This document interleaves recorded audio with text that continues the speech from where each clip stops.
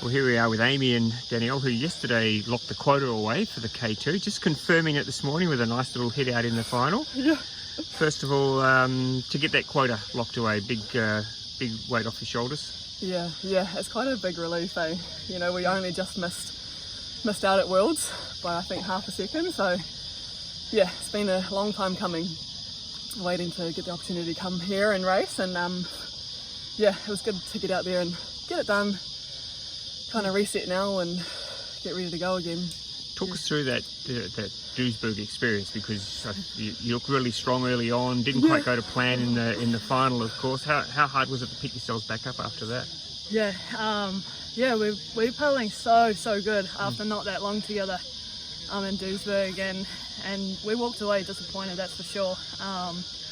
I think as athletes you set such a high expectation on yourself, and so when it's really going good you really want to get over the line, but I think in terms of strength, it's made us stronger. We've come back together, we've worked hard.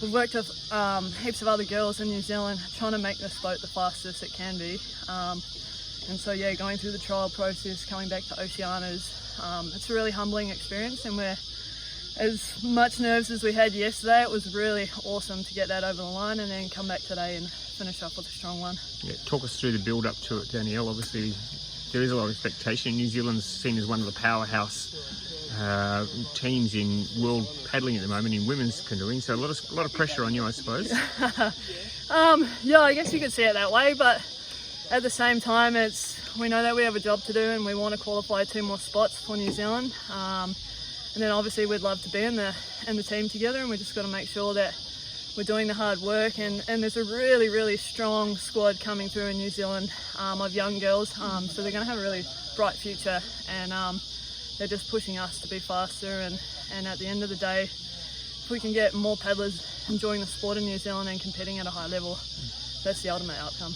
And Danielle, I think we spoke in Duisburg about your decision. It's a big call for you because you're a world champion in the ocean. So this is a little bit flat, probably a bit too flat for you out there, but you obviously now you're a lot happier with your decision? Yeah, it was a massive call. We shifted our whole life from the Gold Coast back to New Zealand, spent a little bit of money and a lot of time, blood, sweat and tears. And honestly I live month to month at the moment just going through the next process, so it's a really emotional roller coaster, and I'm stoked to be doing it with such an awesome person and a really supportive canoe racing New Zealand team around us. Well, Aimee, talk us through your emotions at the moment. Of course, you famously took the decision to step away from the team, probably cost yourself a position in Tokyo. What's the determination like now? Yeah, it feels like you say, I walked away from the last Olympics, and now I get the opportunity to go race in Paris, and it's really exciting. I feel like this is going to be a good year. What's your driving factor at the moment? Is it proving something to yourself or proving something to everyone else, or what is it that makes you get out of bed every morning and what to get you down on there on the water? I think it's a couple of things. I'm really inspired by seeing what's possible for me. It's almost like going on a journey to discover what the limit is for my body and my mind, and got some pretty big dreams about how fast I can make a boat go, and there's a lot of people back home that I race for, a lot of people on my heart that I represent and get to race alongside, so it's a bit of both, intrinsic and extrinsic motivators. And do you feel like you'd be able to fit in as part of the team? I mean, there's obviously been some history there. How do you feel about that? Yeah, look, it's been good, and there's been a lot of work done. And we had a good trip last year over in Europe together as a big wider team, and it's coming along really nicely. So talk us through what happens next. You've got the quota locked away. Now you've got to get the position on the team. How does that work? Yeah, so got the quota, and then in about 3 weeks or so time, I think we'll have another K2 trial. We'll do a series of races again, and there'll be a couple of other girls. This will be just domestically in New Zealand? Yeah. So I think mid-March we'll probably know for sure like what the teams are and stuff. I think that's the same for the K4, so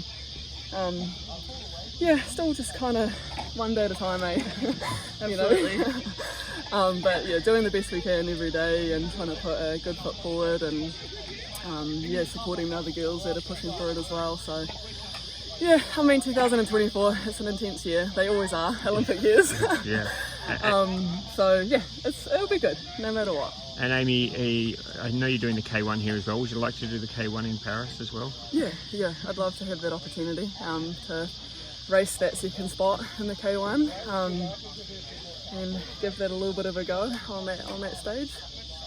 Well, congratulations on the paddling over the past couple of days. Congratulations on the quota. Thank you. And we watch the rest of the journey with interest. Good luck. Awesome. Thank you so much.